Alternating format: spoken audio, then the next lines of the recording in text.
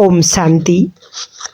हम सभी अब एक विनाश के दौर से गुजर रहे हैं और ये नहीं होगा कि रात को सोए हम उस समय उठे ही नहीं, क्योंकि विनाश की गति बहुत धीमी होगी।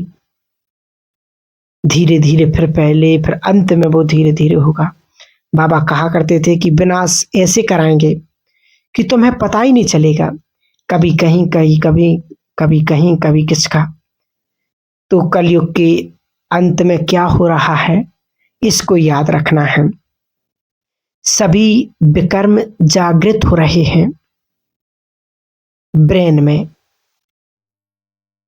सभी के हिसाब किताब चुकतू होने को समय आ गया है। इसलिए इसका प्रभाव देखने में आता है। संबंधों में पता चलता है कि मातृशक्ति बहुत कष्ट में है, और तो कई बाबा के पास भी आ जाते हैं और बहुत कल्याण होता है और प्रभु मिलन का सुख मिलता है और ठीक हो जाता। परंतु कईयों को मोह और संबंधों का इतना खिंचाव है कि वो ठीक नहीं हो पाते हैं। ब्लैक मैजिक का प्रभाव कलयुग में तूफानी रूप लेता जा रहा है। बहुत तूफानी दौर में है। इसको कहा गया है, क्या कहा गया है? तामसिक भक्ति, तंत्र मंत्र, मिसयूज। इसका बहुत अच्छा प्रभाव होता था।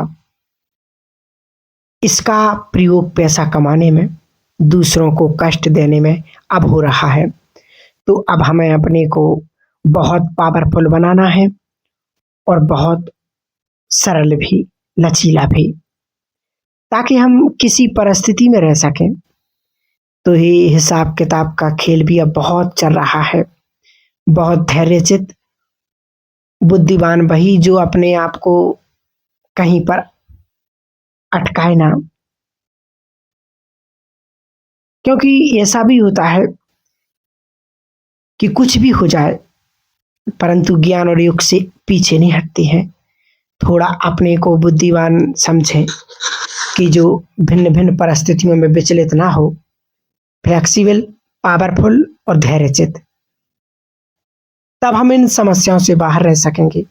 पावरफुल बहुत होना है, क्योंकि समय बहुत विकराल आ गया है और दिनों दिन आता जाएगा।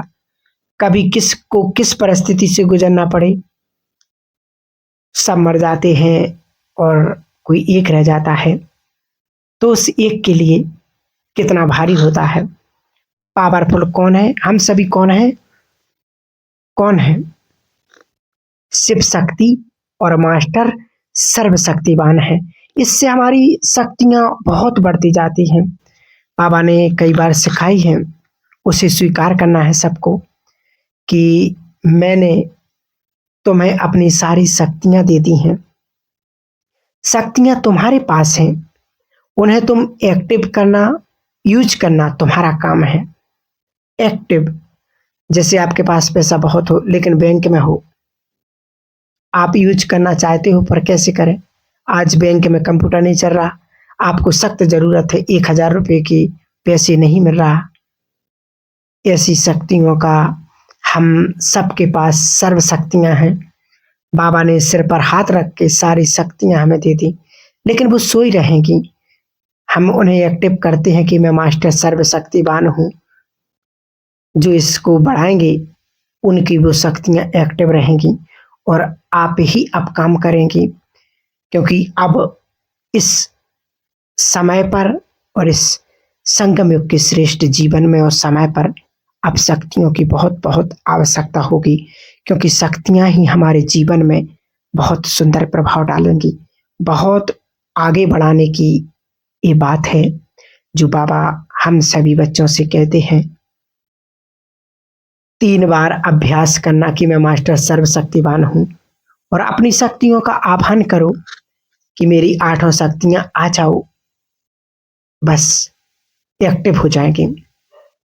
क्योंकि एक सुंदर समय के लिए 2 बातें हमेशा याद रखना, सबके लिए बहुत सुंदर बातें हैं।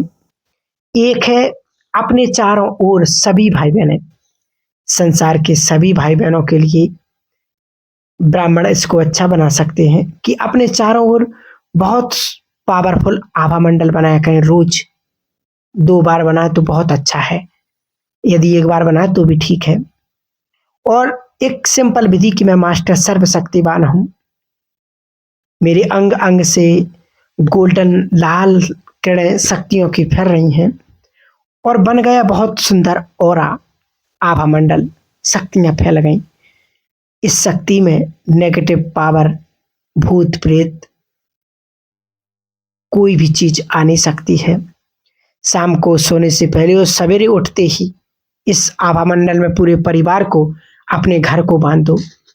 21 बार संकल्प कर लो कि मैं मास्टर सर्वशक्तिवान हूं, लाल किरणें फैल रही मुझसे अंग अंग से और घेरा बन गया घर के अंदर चारों ओर।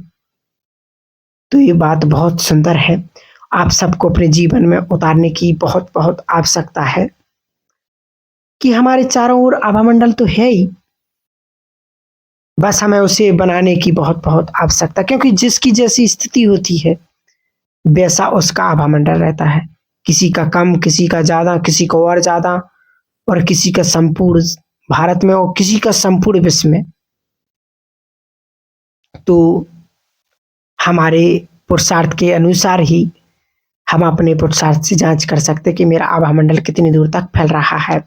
और दूसरी बहुत इंपॉर्टेंट बात, क्योंकि कुछ सालों पहले वैज्ञानिकों को एक रिसर्च दिया था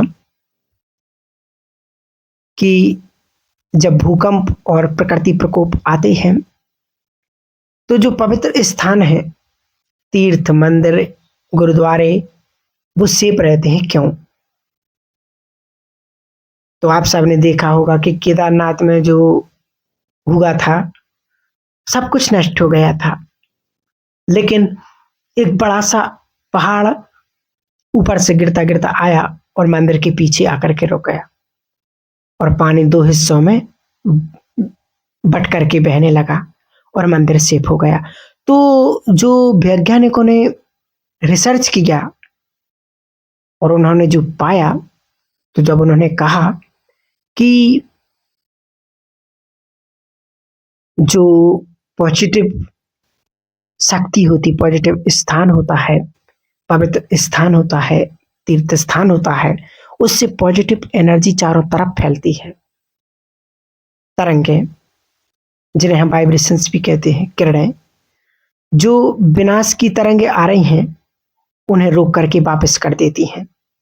ये बहुत बड़ा राज है हम सबके लिए। वो राज क्या है? सोचो, क्या समझा आपने? कितनी गहरी बात है कि हम पवित्र आत्माएं जहां होंगी, अगर उनका घर मंदिर बन गया होगा तो विनाश की तरंगे रुकती रहेंगी और आपके घर पर आएंगी ही नहीं।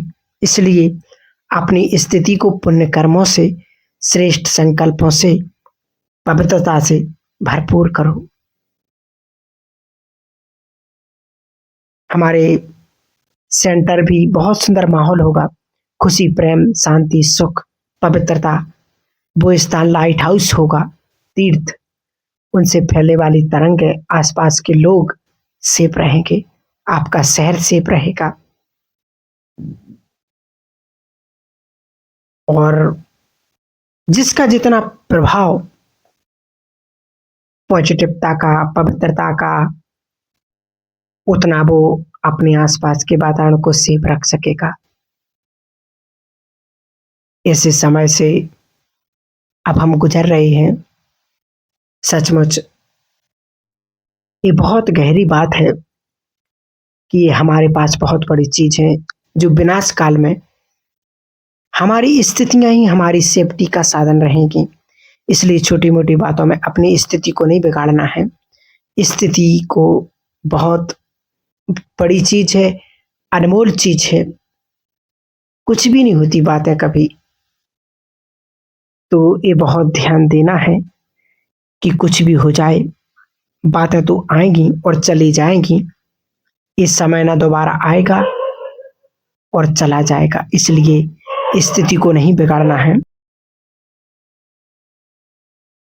तो ऐसे समय को देखते हुए अब हमें वो पुरुषार्थ करना है, वो अपनी स्थिति को श्रेष्ठ बनाना है, ताकि आने वाले समय में हम स्वयं भी सेफ रहें और संसार को भी, अपने परिवार को भी, शहर को भी सेफ रख सकें। ऐसी श्रेष्ठ स्थिति बनाने के लिए जो बाबा हम सभी को मुरलियों में रोज रोज कहते हैं कि बच्चे अब अपने तीव्र पुरुषार्थ को बहुत तीव्र बनाओ, श्रेष्ठ बनाओ, क्योंकि अब छोटे मोटे मैं आत्मा हूं, छोड़ 1 घंटा योग करने से कुछ नहीं होगा। अब हमें बहुत बहुत आवश्यकता है अपने पुरुषार्थ को अपने कर्मों में लाने का। योग को हम कर्म योग बना दें, ताकि चलते फिरते खाते पीते सब कुछ काम करते हुए बाबा की याद बनी रहे, और उसी याद से ही हम उस श्रेष्ठ स्थिति को प्राप्त कर सकेंगे। विशेष इस बात का ध्यान सभी देंगे और जीवन को बहुत सुंदर, श्रेष्ठ, योग युक्त बनाएंगे। ठीक है। ओम शांति।